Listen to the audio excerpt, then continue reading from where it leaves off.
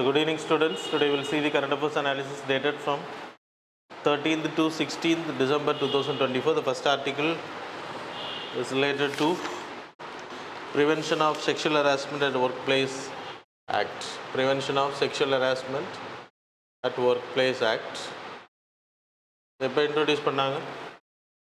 When it was introduced?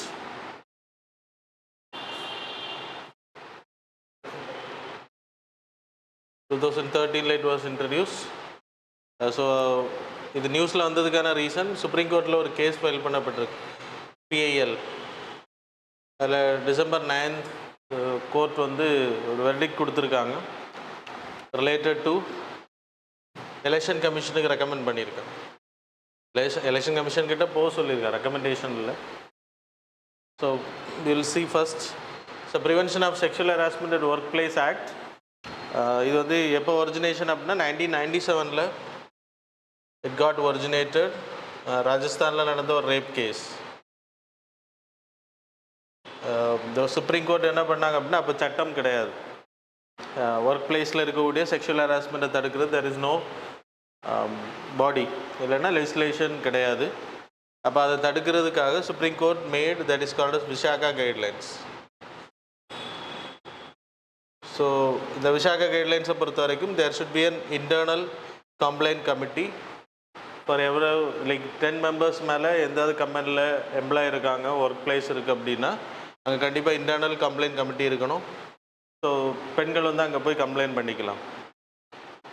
It's not a neutral, gender neutral act. So both can complaint, அதுவும் important இதில். சரி, it's a gender neutral. Sexual harassment 10க்கு மேலே. So இதன் அடிப்படையில் 2011 so rape டெல்லியில் நடந்துச்சு இல்லையா, அது it created alarming situation in India, and finally Justice Verma committee was appointed. Justice Verma committee was appointed. So avangaloda recommendation related to this 2013 the act was passed. Prevention on Sexual Harassment at Workplace Act 2013 it was passed and finally came into existence. So இதில் அதே procedure தான். இதில் sexual ஹராஸ்மெண்ட்னா என்னன்றதை define பண்ணியிருக்காங்க. That is physical, verbal abuse, sexually abuse பண்ணுறது வெர்பலாக, messaging எல்லாமே வரும். Message, text message, WhatsApp, online, சரி. அப்புறம் ஃபோனோகிராஃபி வீடியோஸை ஷோ பண்ணுறது, பான் வீடியோஸை வந்து அனுப்புறது, அப்படி டார்ச்சர் பண்ணுறது. ஸோ இதெல்லாமே sexual harassment at work place ஆக்டில் இட்ஸ் அ பனிஷபிள் அஃபென்ஸ். சரியா? ஸோ அப்புறம் எல்லா companies those who are having employees more than 10 இருக்காங்க அப்படின்னா there should be an internal complaint committee. அது விஷாகா கைட்லைன்ஸில் வந்தது தான். இல்லைன்னா local committee will be there. Local committee LCRICC internal complaint committee. So அதில் வந்து half of the members வந்து பெண்களாக இருக்கணும். மினிமம் 4 members இருக்கணும் அந்த கமிட்டியில். Head presiding officer should be a woman. half of the member உமனாக இருக்கணும். ஹெட் வந்து உமனாக இருக்கணும். அப்புறம் 2 members from the presiding officer woman, 2 members from the company itself. அப்புறம் other members, that is 1 member from the NGO or outside. NGOஸ்லேருந்து இருக்கணும்னு கிடையாது, awareness இருக்கும் அவங்களுக்கு, அதனால் NGO மென்ஷன் பண்ணப்பட்டிருக்கு. ஸோ இவங்க தான் அதை வந்து தீர்மானிக்கணும். So whether the harassment happened, complaint வந்து சும்மா பண்ணப்பட்டிருக்கா இல்லையான்றது விசாரித்து அவங்க ஒரு முடிவு எடுத்துக்கலாம். they have the power of the civil court. Civil court not giving punishments, enquiry பண்ணுறது. இப்போ சம்மனிங் பண்ணலாம். இப்போ அந்த எம்ப்ளாயி வந்து குற்றம் சாட்டப்பட்டவர் வரவே இல்லை, கம்பெனி வரவே மாட்டேங்கிறாருன்னா கேன் பி சூட் இன். அப்புறம் எவிடன்சஸ் கலெக்ட் பண்ணுறதுக்கு சிசிடிவி ஃபுட்டேஜஸ் கம்பெனிக்கு ஆர்டர் போடலாம். Otherwise it will be forwarded to the court. அதுக்கு தான் அந்த முதல் ஆக்ஷன் எடுக்கிறது. அப்புறம் எம்ப்ளாயிஸை டெர்மினேட் பண்ணுறது, இந்த மாதிரியான ஆக்ஷன்ஸ் எடுத்துக்கலாம். It's not a judicial punishment, அதையும் நீங்கள் நினச்சிக்கோங்க. அவங்க இப்போ வேலையை விட்டு தூக்குறாங்க, டெர்மினேட் பண்ணுறாங்க, இல்லைன்னா சஸ்பெண்ட் பண்ணுறாங்கன்னா it's not a punishment. So it's not a judicial punishment, அதே ஞாபகம் வச்சுக்கோங்க. தென் த செகண்ட், இது ப்ரூவ் பண்ணப்பட்டால் they need to forward this to a local police. அவங்களுக்கு இன்ஃபார்ம் பண்ணணும் தட்ஸ் அ காக்னிசபிள் அஃபென்ஸ் அப்படின்றப்போ need to be given to the police. Police வந்த அப்புறம் ஃபர்தராக அதை ப்ரொசீட் பண்ணணும். சின்ன சின்ன அப்யூஸ் இந்த மாதிரியான விஷயங்களுக்கு தே கேன் டேக் ஆக்ஷன். சரியா? ஃபிசிக்கல் ஹராஸ்மெண்ட்ஸ் இருக்குது, டார்ச்சரிங் எல்லாம் இருக்குது அப்படின்னா they need to complain to the police. So இது கண்டிப்பாக இருக்கணும். சப்போஸ் இப்போ 10 எம்ப்ளாயிஸுக்கு கீழே தான் நிறைய கம்பெனிஸ் இருக்கும், சின்ன சின்ன சிறு குறு தொழில் நிறுவனங்கள் எல்லாமே. 10க்கு மேலே இருக்காங்க அப்படின்றப்ப ஆண்களும் சரி பெண்களும் சரி, இட்ஸ் நாட் ஒன்லி ஃபீமேல் மட்டும் இல்லை, ஆனால் போத் ஜெண்டரும் மேண்டேட்ரி. ஒரு ஜெண்டர் இருக்காங்க அப்படின்னா, இப்போ பெண்கள் மட்டும் இருக்காங்கன்னா கண்டிப்பாக வேணும், ஆண்கள் மட்டும் 10 பேர் இருக்காங்க அப்படின்னா நோ நீட் டு ஹேவ். அது மாதிரி லெஸ் தேன் 10 இருக்காங்க அப்படின்னா there should be a local complaint committee. Local committee இது டிஸ்ட்ரிக்ட், எல்லா டிஸ்ட்ரிக்ட்லேயும் இருக்கணும். ஸோ எங்கெல்லாம் இன்டர்னல் கம்ப்ளைண்ட் கமிட்டி இல்லையோ அந்த கம்பெனிஸ் எல்லாம் இதுக்கு கீழே வரும். ஸோ இந்த பெண்கள் வந்து அவங்க கம்ப்ளைண்ட் பண்ணிக்கலாம். கலெக்டர் இஸ் ப்ரெசைடிங் ஆஃபீஸர், அவங்க தான் வருவாங்கன்னு நினைக்கிறேன். ஐ டோன்ட் நோ ஷுவர் யார் வருவாங்கன்றது ஷுவர் இல்லை. சரியா? Hope it was under the DM. சரியா? ஸோ இதுதான் இப்போ நியூஸில் வந்துருக்கு. எதுக்கு அப்படின்னா பொலிட்டிக்கல் பார்ட்டிஸும் வந்து கொண்டு வரப்படணும் இது கீழே. 2022 there is a judgment came. Political parties is not a, it's not a workplace, political officers அப்படின்றத கேரளாவோட ஹைகோர்ட் வந்து ஆர்டர் கொடுத்துருக்காங்க. அப்படின்னா ஒர்க் பிளேஸ் கேட்டகரியில் இதெல்லாம் வரும். Institutions, schools, colleges etcetera, working places, that is public limited companies, private, எல்லாமே work பிளேஸில் வரும். அதனால் இது கம்பெனி கவர்மெண்ட் அப்படின்லாம் தனியெல்லாம் கிடையாது, எல்லாமே அண்டர். ஆனால் இப்போ பிசிசிஐ வருமா? அப்புறம் election political parties DMK, ADMK, அவங்க எல்லாம் வந்து ஒர்க் பிளேஸ் கேட்டகரியில் வருவாங்களா அப்படின்னா இல்லை அப்படின்னு சொல்லப்படுது. அப்போ இது வந்து இங்கே லூப் ஹோல் இருக்குது அப்படின்றதுனால கேஸ் போட்டிருக்காங்க. அப்போ சுப்ரீம் கோர்ட் என்ன சொல்ல, இது வந்து நீ எலெக்ஷன் ரிலேட்டடாக எலெக்ஷன் கமிஷன் தான் முடிவு எடுக்கணும். ஏன்னா டைரெக்டாக உங்களுக்கு தெரியும் எலெக்ஷனில் இன்டர்ஃபியர் பண்ணுறது தடுக்குது. எலெக்ஷன் ப்ராசஸ் அண்ட் எலெக்ஷன் ரிலேட்டடான விஷயங்களில் கோர்ட் எந்த article?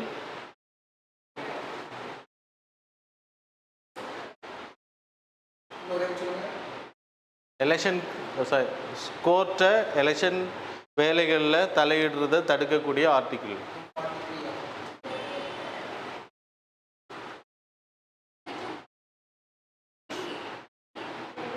Okay, next article, hyperloop technology. So show the image.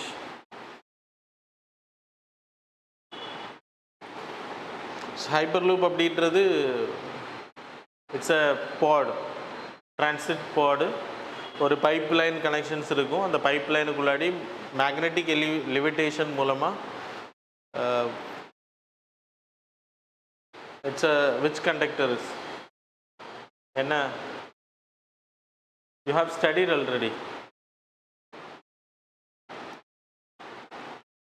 Nanotechnology? இல்லையா? Then what? இந்த டெக்னாலஜி நம்ம என்ன கேட்டகரியில் சொல்லுவோம்? இல்லை, its movement is very fast. So we will compare it to superconductors. It's a superconductors, fast moving. சரியா? So it's equivalent to the super conductors. அதுக்கு reason என்ன அப்படின்னா, இது வந்து ஒரு பைப் லைன் இருக்கும். இந்த பைப் லைனுக்குள்ளாடி அந்த எல்லோ கலரில் தெரியுதுல்ல, அது மேக்னெட்டிக் லைன். அதில் வந்து இந்த பாடுன்றது ஃப்ரண்ட்டில் ஒரு பிளேட் இருக்கு இல்லையா, அது வந்து வேக்யூமை க்ரியேட் பண்ணுறது. ஏரை வந்து ரெசிஸ்டன்ஸ், வேக்யூம்னா இந்த பைப்புக்குள்ளே ஏரே இருக்காது. அப்படி ஏர் க்ரியேட் ஆகும்போது அப்படியே அது சக் பண்ணி எடுத்துரும். அதான் அந்த வேக்யூமிங் சிஸ்டம் வாஸ் கிரியேட்டட். அப்போது இது வந்து வித்தவுட் ஏர் ஃப்ரிக்ஷன். இப்போ நம்ம ஃப்ளைட்ஸில் இந்த ஃப்ளைட்டாக இருக்கட்டும், இல்லை ட்ரெயின் ட்ராவலாக இருக்கட்டும், நீங்கள் ட்ராவல் பண்ணும்போது என்ன ஆகும்? ஏர் வந்து பயங்கரமாக இன்டர்ஃபியர் பண்ணும். கரெக்டாக நான் அப்போ ஸ்பீடு வந்து கம்மியாகும். இது வந்து without air friction it will move. அப்புறம் கீழே தரையும் ஒட்டி போகாது, ஏன்னா magnetic levitation, electro magnetic field will be created below bottom. அப்போ ட்ராக்கில் அது ஒட்டி இருக்காது, அப்படி பறந்துட்டு போகும். ஒரு பைப்புக்குள்ளாடி அது வந்து ஏரில் இருக்கிற மாதிரி. இட் வாஸ் நாட் டச் இந்த லைக் அது இது ஆல்ரெடி மேக்னெட்டிக் லெவியேஷன் அப்படின்ற like you having this bullet train, அதில் இருக்குது மேக்னெட்டிக் லெவியேஷன். புல்லட் ட்ரெயினும் அதே கான்செப்ட் தான், ஆனால் இது வந்து வேக்யூமும் க்ரியேட் பண்ணுது. புல்லட் ட்ரெயினுக்கு ஏர் மூமெண்ட் ஃப்ரிக்ஷன் இருக்கும், இது கிடையாது. இது வந்து நம்ம இன்ட்ரடியூஸ் பண்ணுறோம் Ahmedabad to Mumbai, first project போட்டிருக்கோன்னு நினைக்கிறேன், சரியா? இப்போ அதை டெஸ்ட் பெட் பண்ணியிருக்காங்க ஐஐடி மெட்ராஸில். எந்த கண்ட்ரியும் இன்னும் அதை இன்ட்ரடியூஸ் பண்ணலை, அதையும் தெரிஞ்சுக்கோங்க. புல்லட் ட்ரெயின் தான் நம்ம அகமதாபாத் டு மும்பை. இது வந்து ஆக்சுவலாக எங்கேயோ பிளான் பண்ணியிருக்காங்க, I don't know exact place எனக்கு மும்பை பூனே காரிடாரில் ஃபஸ்ட்டு ஸ்கேல். ஆனால் ரொம்ப டிலே ஆகும் இது. இப்போ தான் நம்ம டெஸ்டிங்கே பண்ணியிருக்கோம் ஐஐடி மெட்ராஸில். 2025 தான் அதை வந்து ஃபுல் ஃப்ளெஜ்டாக டெஸ்டிங் பண்ண போகிறாங்க காம்படிஷனுக்கு. இப்போ அதை டெஸ்ட் பெட் க்ரியேட் பண்ணியிருக்கோம், அந்த பைப் லைனாக ஃபிக்ஸ் பண்ணியிருக்காங்க, அவ்வளோதான். அதனால தான் நியூஸ். ஆனால் hyper loop technology is related to the super conductors. Without friction it will move. அதான் ரொம்ப ஃபாஸ்ட்டாக, கிட்டத்தட்ட 1600 km/h போகிறதுக்கான கெப்பாசிட்டி இருக்குது. ஆனால் 360 km/h தான் ஆப்ரேஷனில் வரும் அப்படின்றது சொல்கிறாங்க. So you can see that. Okay, so that's about this article. The next வந்து Beijing's war against air pollution. So பீஜிங்கும் டெல்லியும் வந்து ஏகதேசம் ஒரே தட்டில் தான் இருந்துச்சு. ஆனால் பீஜிங் வந்து அவங்க ஏர் பொல்யூஷனை வந்து குவாலிட்டியை இம்ப்ரூவ் பண்ணிட்டாங்க. அது example, air quality of Beijing during 2014 it is 144 air quality index. 2024 டெல்லியோட ஏர் குவாலிட்டி வந்து 155.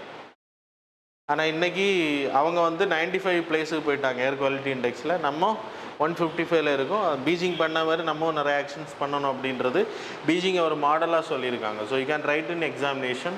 மெயின்ஸுக்கு இந்த ஆர்டிக்கிளை நீங்கள் எழுதிக்கலாம், ஏன்னா கொஸ்டின்ஸ் நிறைய வாட்டி கேட்டிருக்காங்க. மெட்ரோ சிட்டிஸில் எப்படி பொல்யூஷனாக கண்ட்ரோல் பண்ணுறது, அதுக்கு நீங்கள் பீஜிங் மாடலை ரெஃபர் பண்ணலாம். அதுக்கு தான் இந்த ஆர்டிக்கிள் போட்டிருக்கேன். Very good example.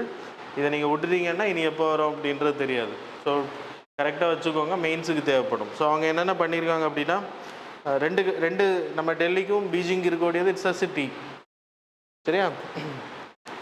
ஸோ பீஜிங்கை பொறுத்த வரைக்கும் இட்ஸ் அ வெஹிகுலர் எமிஷன்ஸ் அதிகம், கோல் கம்பஷன் அதிகம், இண்டஸ்ட்ரியல் ஆக்டிவிட்டீஸ். அது மாதிரி டெல்லியிலேயும் உங்களுக்கு அந்த மாதிரி ப்ராப்ளம்ஸ் இருக்குது. அவங்க என்ன பண்ணாங்கன்னா 20 இயர்ஸுக்கான ஆன்டி பொல்யூஷன் ஸ்ட்ராட்டஜி வகுத்தாங்க. அதில் ஃபஸ்ட்டு 1998 2008 வரைக்கும் they made initial ground work. அப்படின்னா போய் வீடுகளில் கோல் ரிலேட்டடாக ஏதாச்சும் பண்ணுறாங்க அப்படின்னா அதை தவிர்க்கிறது, அதை வந்து மாற்றுறது முதல்ல. அப்புறம் கோல் கம்பெனிஸ் எல்லாமே ஒன்றி கோல் கம்பெனிஸை மொத்தமாக டெர்மினேட் பண்ணுறது, இல்லைன்னா கோல் வெளியில் வராத மாதிரி ஃபில்டர்ஸ் க்ரியேட் பண்ணுறது. அது மாதிரி வெஹிக்குலர் எமிஷன்ஸ், நார்மல் வெஹிக்கிள்ஸ் எல்லாமே வந்து க்ரீன் வெஹிக்கிள்ஸாக மாற்றுறது, இ வெஹிக்கிள்ஸ் எக்ஸெட்ரா. அப்படி மாற்ற முடியலை அப்படின்றப்போ ஃபில்டர்ஸ், எக்ஸாஸ்டர்ஸில் ஃபில்டர்ஸை பயன்படுத்துறது இப்போ தானே வந்திருக்கு. அப்புறம் 2008 2012 வரைக்கும் they made regulations, stricter regulations. ஏதாச்சும் வெஹிக்குலர் பொல்யூஷன்ஸ் எல்லாம் செக் பண்ணாமல் இருந்தாங்கன்னா, நம்ம ஊரில் மேக்ஸிமம் எக்ஸாஸ்டெல்லாம் செக் பண்ணாமல் தான் ஓட்டிகிட்ருக்காங்க. அதுக்கெல்லாம் ஃபைன்ஸ் வந்து ப்ராப்பராக போடுறது, பெனால்ட்டிஸ் எக்ஸெட்ரா. அப்புறம் 2013 17 வரைக்கும் they declared war against pollution.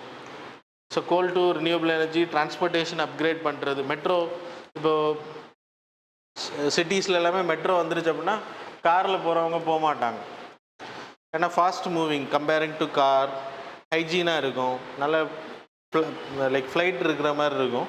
அப்போ பிஸ்னஸ் பீப்புள் ஐடி செக்டரில் 1 லட்சம் 2 லட்சம் வாங்குறவங்க ஏன் காரில் போகணுன்னு விரும்புவாங்க. தே யூஸ் டு கோ தேர். டெல்லி சென்னையிலலாம் அது நடந்துகிட்ருக்கு. அது மற்ற சிட்டிஸ்லேயே வரணும். அப்படி வந்துச்சு அப்படின்னா நம்ம டிரான்ஸ்போர்ட்டேஷன் இண்டிவிஜுவல் வெஹிக்கிள்ஸ் போகிறத வந்து ஸ்டாப் பண்ண முடியும், ஆக்சிடென்ட்ஸ் கம்மியாகும் அதன் மூலமாக. கரெக்ட் தானே? அப்புறம் கொலாபரேட்டட் வித் 5 ப்ராவின்சஸ், அவங்க வந்து பக்கத்தில் இருக்கக்கூடிய மாநிலங்களையும் மாகாணங்களையும் சேர்த்து பண்ணாங்க அப்படின்னு சொல்லப்படுது. அது மாதிரி நம்ம ஹரியானா, பஞ்சாப், டெல்லிக்கு மட்டுமான solution, but you can utilise it for every state cities. புரியுதா? அப்புறம் 6-fold increase in investment related to, ஒரு 4 வருஷம் அவங்க ரொம்ப இன்வெஸ்ட் பண்ணாங்க இன்ஃப்ராஸ்ட்ரக்சர் ரிலேட்டட் டெவலப் பண்ணுறதுக்கு. அதன் மூலமாக 59% sulphur di oxide particulate matter 2.5 வந்து 59% கம்மியாக இருக்குது. ஸோ இதெல்லாம் அவங்களோட சக்ஸஸாக சொல்லப்பட்டிருக்கு. டெல்லி இதை ஃபாலோ பண்ணணும், அப்படி ஃபாலோ பண்ணால் we can do it, we can succeed அப்படின்றத சொல்கிறாங்க. That's all. The next article, desert night exercise. It's a military interoperability exercise. இதில் இந்தியா, ஃப்ரான்ஸ், UAE கலந்துக்கிட்டு இருக்காங்க. That's about this part. Then next article, Sandana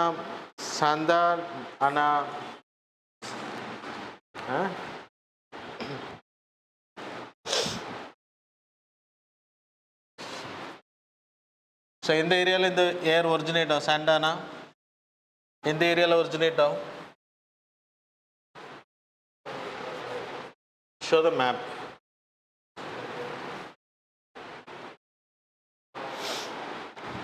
so you can see on the map. So அமெரிக்காவோட Rockies and Andes mountain, that is a greater Nevada, there is a hill area, there is a great basin, desert area. So இதில் அன்நார்மல் சுச்சுவேஷனில் there will be high pressure accumulate ஆகும் இந்த ஏரியாவில். So there is a wind movement from here, it is comparing to here it is low pressure, here it will be high pressure. So movement of wind வந்து இப்படி இருக்கும், இப்படி சுற்றி வரும். அப்படி வரும்போது என்ன ஆகும் அப்படின்னா, இந்த ஏரியாவில் you can see on the map, இமேஜில் நீங்கள் பார்த்துக்கலாம். இட்ஸ் அ ஹாட் டெசர்ட் ஏரியாவிலேருந்து ஒரிஜினேட் ஆகி வருது. அப்போ அது ஹாட் ஏராக இருக்கும், ப்ளஸ் வித்தவுட் எனி ஹியூமிடிட்டி. அப்போ இங்கே இருக்கக்கூடிய ஹியூமிடிட்டியும் வந்து கொன்றும், சாப்பிட்றோம். ஆட்டோமேட்டிக்கலாக திஸ் ஏரியா, இந்த வெஜிடேஷன் எல்லாமே வந்து ரொம்ப எரியிற நிலைமையில் நிற்கும். அப்படின்னா ரொம்ப காஞ்சி போய் நிற்கும். அப்போ ரப்பிங் இருந்துச்சு அப்படின்னா ஆட்டோமேட்டிக்காக இட் வில் பர்ன். அதனால் இந்த ஃபாரஸ்ட் ஃபயர் அதிகமாக இருக்கும். தட் இஸ் அ கலிஃபோர்னியன் ஏரியாவில் அதிகமாக, இட்ஸ் அ கலிஃபோர்னியன் ஏரியா. அதிகமாக இந்த சாண்டானா வந்து பெரிய அளவில் பாதிப்பை உருவாக்கும். சரியா? That is called as Franklin fire அப்படின்ற நேம் வச்சுருக்காங்க. அதெல்லாம் இம்பார்ட்டன்ட் கிடையாது. த ரீசன் இது ஏன்னா it's a local wind, we will study in geography also. Local wind அப்படின்னு பேர்.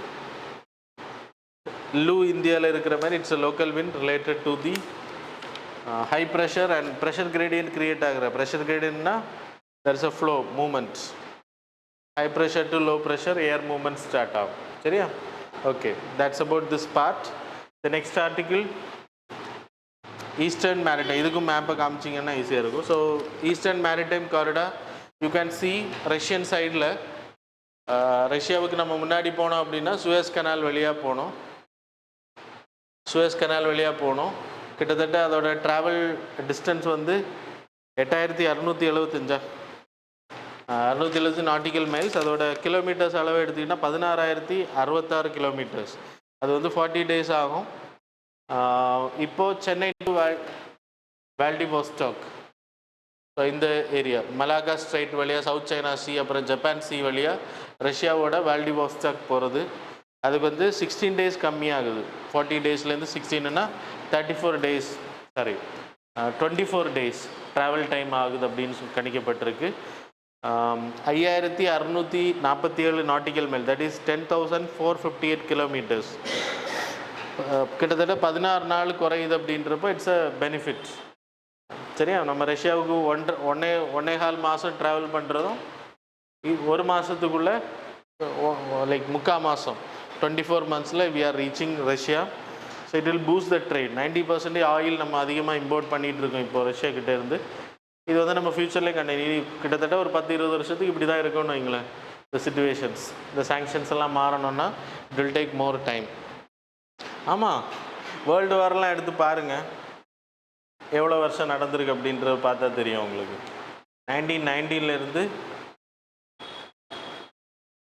சரியா, 1945 சாரி 39 45 செகண்ட் வேர்ல்டு வார். அது மாதிரி 1919 you have this 1914 you have this 1919 war, first world war time. அது மாதிரி யூ ஹாவ் 1913 1945. அது மாதிரி இந்த மாதிரி சுச்சுவேஷன்ஸ் வந்து இன்னும் 10 வருஷம் 20 வருஷம் கண்டினியூ ஆகிறதுக்கான வாய்ப்பு இருக்குது. ரஷ்யா வந்து இன்னும் சாங்ஷன்ஸ் எல்லாம் மீறி வர்றதுக்கு it will take more time, western sanctions எல்லாம் தாண்டி வர்றதுக்கு.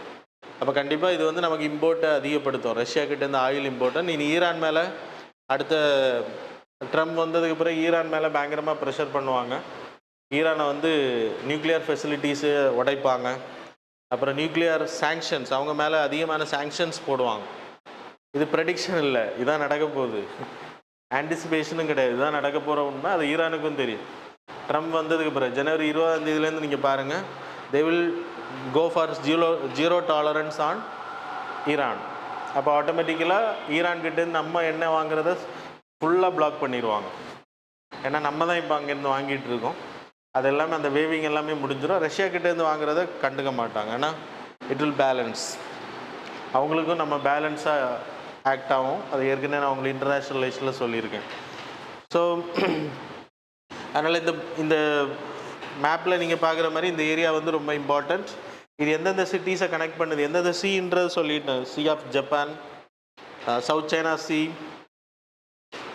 அப்புறம் East China Sea, Malacca Strait, Andaman Nicobar area, Bay of Bengal, Andaman Sea, Bay of Bengal, இதெல்லாமே கனெக்ட் பண்ணுறது ஹெல்ப் பண்ணுது. ப்ளஸ் போர்ட்டை எடுத்துக்கிட்டிங்கன்னா Shanghai port, Hong Kong port, Singapore, Kuala Lumpur, Bangkok, இந்த போர்ட்ஸ் எல்லாமே கனெக்ட் பண்ணுறது it is helping. So it's a benefit for India. So அது world வாஸ்டாக் மட்டும் இல்லை, மற்ற கண்ட்ரிஸ் கூட நம்ம கனெக்ஷனை அதிகப்படுத்திக்கலாம். இந்த நெக்ஸ்ட் ஆர்டிகிள் கார்பன் ட்ரேடு, இது நான் பல வாட்டி சொல்லிட்டேன். இப்போ கான்ஃபரன்ஸ் ஆஃப் பார்ட்டிஸ் 29 பக்கு இதில் வந்து இன்டர்நேஷ்னலி இட் வாஸ் அக்செப்டட். இப்போ கண்ட்ரிஸுக்குள்ளாடி நம்ம இந்தியாவுக்குள்ளாடி இப்போ ட்ரேடிங் பண்ணிகிட்டு இருக்கோம். கம்பெனிஸ் ட்ரேடிங் பண்ணிக்கலாம். கார்பன் ஒரு ton of carbon dioxide is equal to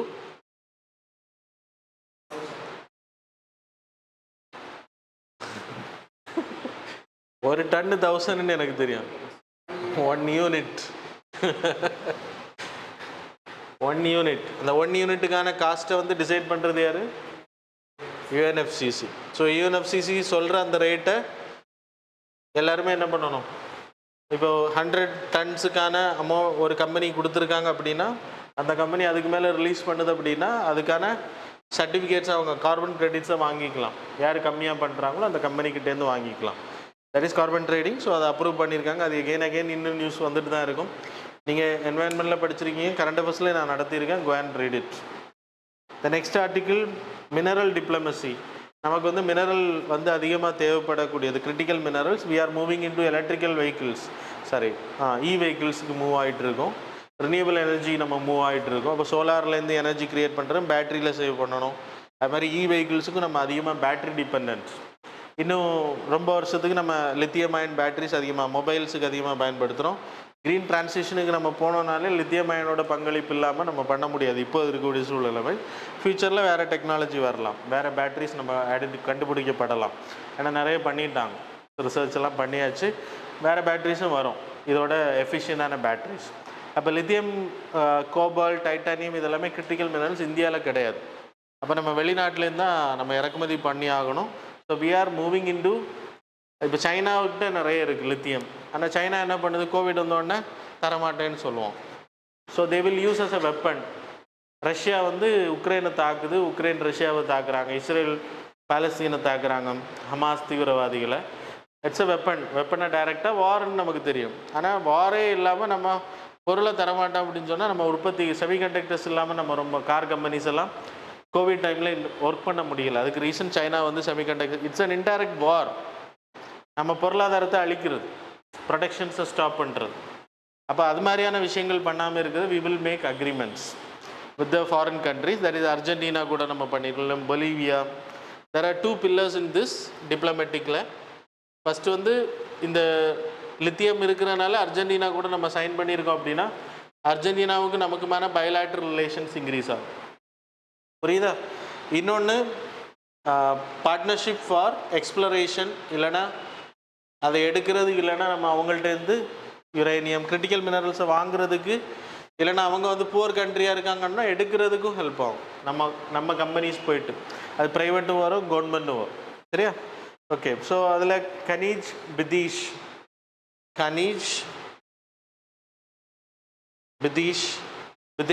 அப்படின்னா ஃபாரின் கண்ட்ரிஸ், இந்தியா லிமிடெட் அப்படின்னு சொல்லிட்டு ஒரு கம்பெனி வந்து it's a public sector undertaking. ONGC வந்து ஆயில் எடுக்கிறதுக்காக உருவாக்கப்பட்டது. அதே மாதிரி மினரல்ஸை வெளிநாட்டில் எடுக்கிறதுக்கு எக்ஸ்ப்ளரேஷன் பண்ணுறதுக்காக உருவாக்கப்பட்ட அமைப்பு தான் இது. அதில் அர்ஜென்டினாவில் வி சைன்ட் அக்ரிமெண்ட்ஸ் லித்தியம் எடுக்கிறதுக்காக 24 மில்லியனுக்கான இன்வெஸ்ட்மெண்ட் நம்ம அங்கே பண்ணியிருக்கோம் இந்த கம்பெனி. அது மாதிரி ஆஸ்திரேலியா கூட 2 லித்தியம் ஏரியாஸை identify lithium project we are doing. அது மாதிரி 3 கோபால்ட் எடுக்கிறதுக்கான ப்ராஜெக்டும் நம்ம பண்ணிகிட்ருக்கோம். அது மாதிரி பொலிவியா, சிலி கூட வி ஹேவிங் அக்ரிமெண்ட்ஸ். அது மாதிரி கசகஸ்தான் கூட டைட்டானியம் எடுக்கிறதுக்கான அக்ரிமெண்ட்ஸும் நம்ம போட்டிருக்கோம். So it will boost our critical mineral diplomacy. Critical மினரல்ஸும் நமக்கு கிடைக்கிறதுக்கு வழிவகுக்கும். So that's about this part. Then the article court project, இது வந்து பழைய ப்ராஜெக்ட் தான். 2005 இட் வாஸ் லான்ச். இதுக்கான அப்டேஷனை சொல்லியிருக்காங்க பார்லிமெண்ட்டில். அது அவ்வளோ இம்பார்ட்டன்ட் கிடையாது. கோர்ட் ப்ராஜெக்ட் 2005 சுப்ரீம் கோர்ட்டில் லான்ச் பண்ணப்பட்டது லோக்கலைஸ்டாக. அப்புறம் 2007 ஆல் ஓவர் இந்தியா அனௌன்ஸ் பண்ணுறாங்க. முதல்ல இந்த ப்ராஜெக்ட் லான்ச் பண்ணப்பட்டு 2007 2015 வரைக்கும் எல்லா கோர்ட்டையுமே கம்ப்யூட்டரைஸ்ட் பண்ணாங்க. பிசி ப்ளஸ் இன்டர்நெட், அதான் அதோட டார்கெட், ஃபஸ்ட்டு டார்கெட்டு 2007 15 வரைக்கும். அப்புறம் 15 23 வரைக்கும் இதில் கேஸ் இன்ஃபோ சிஸ்டமும் வரும். கேஸ் இது ஹைகோர்ட் மட்டும்தான், ஆக்சுவலாக ஹைகோர்ட் சுப்ரீம் கோர்ட் மட்டும்தான். கேஸ் இன்ஃபர்மேஷன் சிஸ்டம்னா நீங்கள் கேஸ் நம்பர் முன்னாடினா உங்களுக்கு போஸ்ட்டில் வரும் கேஸ் நம்பர்ஸ், கேஸ் எப்போ லிஸ்ட் ஆகுது அப்படின்றலாம் நீங்கள் அங்கே போய் காத்திருந்து வாங்கணும்.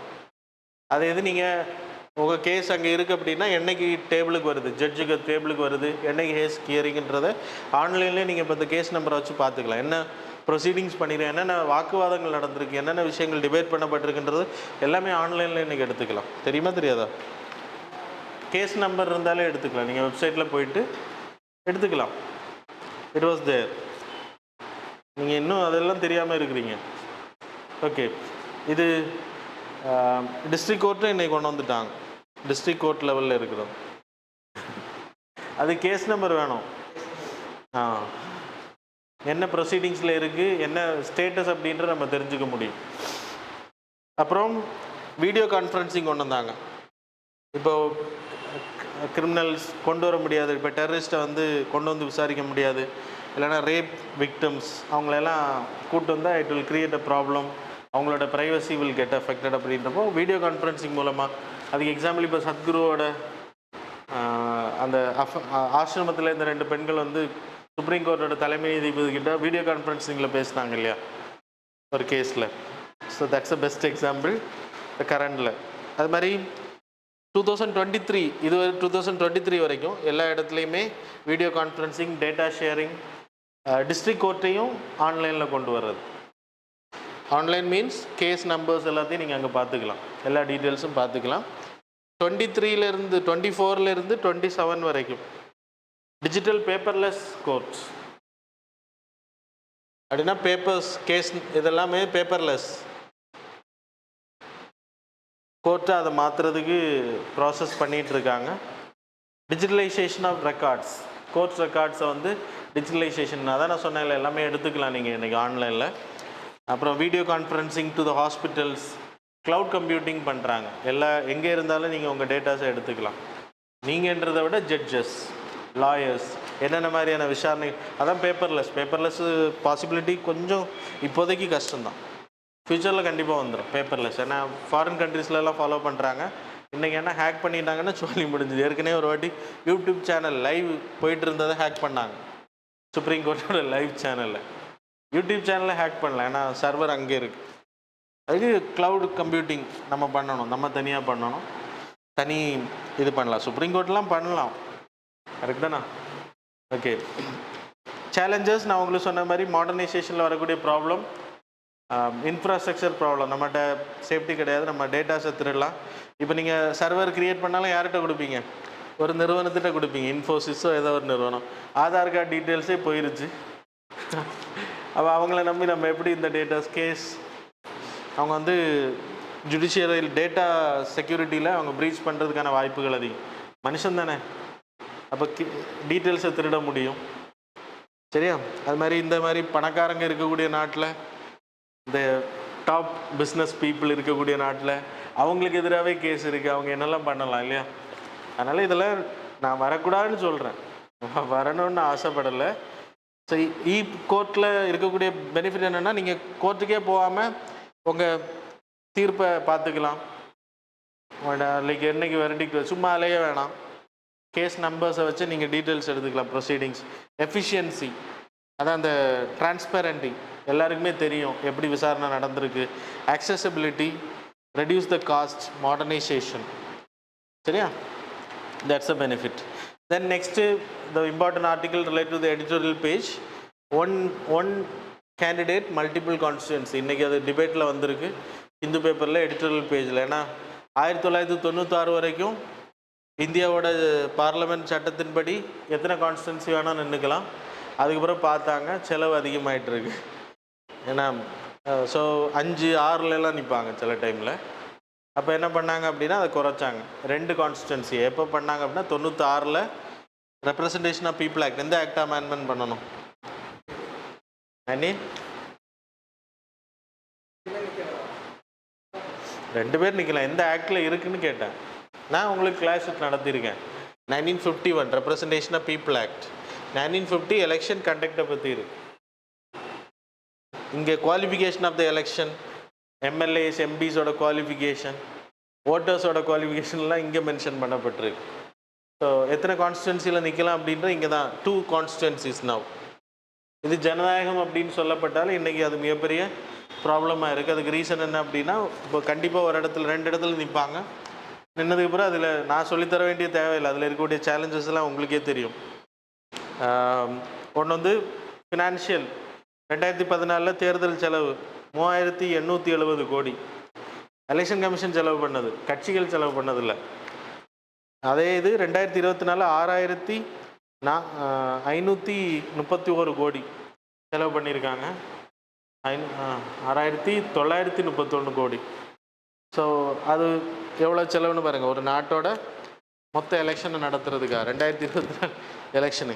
இது நீங்கள் கட்சி செலவு பண்ணதை கேட்டிங்கன்னா இன்னும் ஷாக் ஆயிடுவீங்க. சொல்லட்டா, 2024 நம்ம மோடி இப்போ பிரைம் மினிஸ்டர் இல்லையா, அந்த எலெக்ஷனுக்கு மொத்த கட்சிகளும் செலவு பண்ணுது. காங்கிரஸ், பிஜேபி எல்லா கட்சிகளும் 1,35,000 கோடி.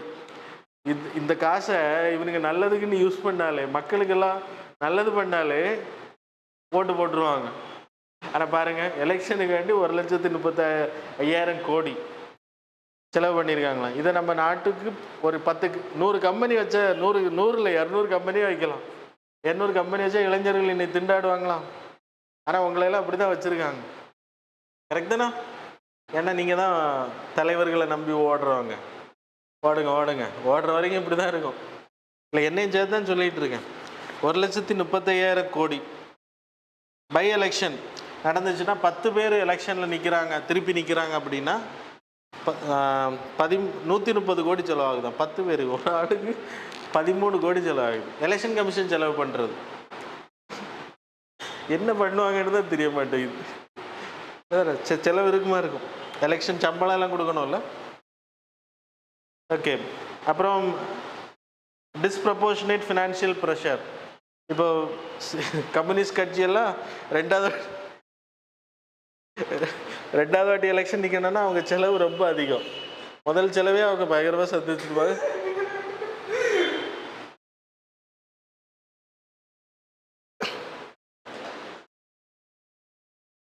Okay, so these are the reasons. Challenges. By election வந்து நிறைய செலவு. அதுக்கு அட்வான்டேஜஸ் எடுத்துக்கிட்டோம்னா சேஃப்டி நெட். இப்போ 2014 எலெக்ஷனில் வாரணாசிலையும் மோடி நின்னார், அகமதாபாத்லேயும் பிரைம் மினிஸ்டர் நின்னார். சப்போஸ் அவருக்கு என்ன பயம்னா, ஏதாவது ஒரு தொகுதியில் நம்ம ஜெயிச்சாகணும். ஏன்னா அரவிந்த் கெஜ்ரிவால் எதிர்த்து கண்டெஸ்ட் பண்ணார், ஆனால் 2 இடத்துலையும் ஜெயிச்சார். ஒரு பயம் இருக்குல்ல, அதனால சேஃப்டி நெட்ஸ். அப்புறம் என்ஷூர்ஸ் கண்டினியூட்டி ஆஃப் லீடர்ஷிப். நிறைய வாட்டி தலைவர்கள் தோற்று போவாங்க. அப்போ இன்னொரு தொகுதியில் அவங்களுக்கு ஃபேவர். இப்போ ராகுல் காந்தி வந்து வயநாட்டில் நின்னார், அங்கே நின்னார். சப்போஸ் யூபியில் தோற்றா இங்கே அவருக்கு சேஃப்கார்டு, லீடர்ஷிப் குவாலிட்டி வந்து சேஃப்கார்டு ஆகும். இல்லைன்னா அவங்களோட இமேஜ் பாதிக்கப்படும். ஓகே, எனிவே இன்டர்நேஷ்னல் லெவலில் எடுத்துன்னா பாகிஸ்தான் 5 அன்லிமிட்டெட் சீட்ஸ். ஆனால் குறைஞ்சது 5ல் நிற்பாங்களாம் பிரைம் மினிஸ்டர் கேண்டிடேட். அப்போ பங்களாதேஷில் 5 இடத்துல நிற்கலாம் லீகலாகவே. யூகேயில் இது பேன் பண்ணப்பட்டிருக்கு 983 இருந்து.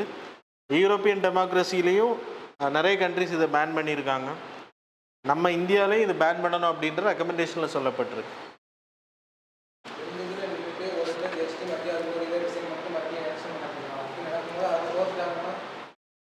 அதில் யார் தோக்கணும்? அது ஜனநாயகம் தானே, மக்கள் தானே வாக்களிக்கிறாங்க. அதான் அது என்ன சொல்லப்படுதுன்னா அதுவும் ஒரு பாயிண்ட் தான். அப்படின்னா ஆளுங்கட்சி தான் அதில் ஜெயிப்பாங்க பை எலெக்ஷனில். ஏற்கனவே ஜெயிச்ச கட்சி எதிர்கட்சியாக இருந்துன்னா கூட அந்த ஆளுங்கட்சி தான் வந்து மசில் பவரை யூஸ் பண்ணி ஜெயிக்க ட்ரை பண்ணுவாங்க. ஏன்னா அரசு அதிகாரிகள் எல்லாமே அவங்க கண்ட்ரோலில் தானே இருப்பாங்க. They will use muscle power. புரியலையா? Okay, time. Now we will move on to the MCQs. First, question number 1, with reference to the Champions of Earth Award, consider the following statements. Statement number 1, launched in 2005, it is the United Nations highest environmental honor. Statement number 2, the award is presented in 5 categories. The Prime Minister Modi is the sole Indian recipient of this honor. Which of the statements given above are correct? Question number 2, with reference to the Vaikam Satyagraha, consider the following statements. Statement number 1, the movement was initiated against the practice of growing opium. Statement number 2, it was led by T.K. Madhavan, K. Kelappan, E.V. Ramasamy Periyar. So which of the statements given above are correct? Question number 3, which of the following countries accounted for the highest malaria cases in the WHO Southeast Asian region? A. Indonesia, B. India, C. Sri Lanka, 4th Thailand. Question number 4, what is the role of the speaker or chairman when the motion for removal of judge is submitted? Options are, they must accept the motion immediately. Option B, they have discretion to admit or reject the motion. Option C, they must consult the president before admitting the motion. Option D, they must forward the motion directly to the judiciary for review. Question number 5, the primary aim of the Namaste scheme launched by the Government of India is to maintain coherence for extended periods. Maintain quantum coherence. B option, achieving scalability for practical application. C option, developing error correction protocols for quantum systems. 4th option, ensuring the compatibility of quantum systems with classical computing infrastructure. Okay, so option tappu. Okay, so 4 questions answer panna podum. Now we will see the answers for the previous. Question number 1 answer is A. Question number 2 answer is C. Question number 3 answer is B. Question number 4 answer is B. Question number 5 answer is D. So that's all about the current affairs and MCQ. Thanks a lot for joining with us.